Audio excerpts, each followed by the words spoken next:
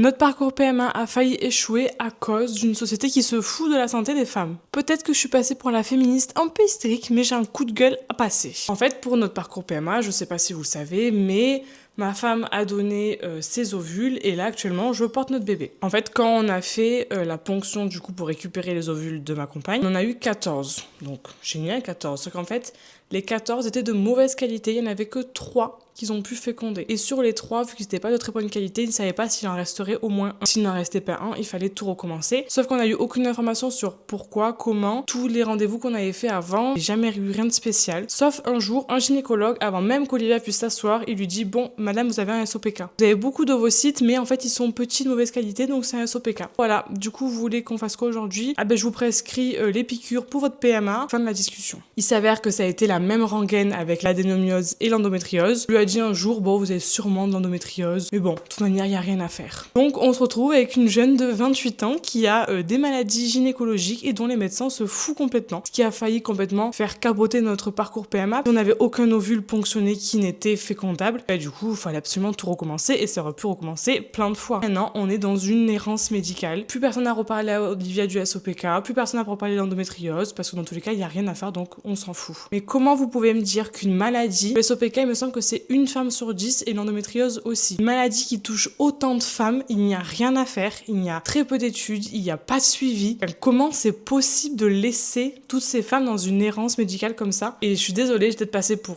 comme je vous ai dit au début, la féministe hystérique, mais je suis sûre que c'est parce que c'est une maladie de femmes. Que les femmes souffrent du SOPK et de l'endométriose, mais qu'au final, on se remue pas plus que ça. Donc comment savoir? Le diagnostic est compliqué, la prise en charge est compliquée, le traitement est compliqué.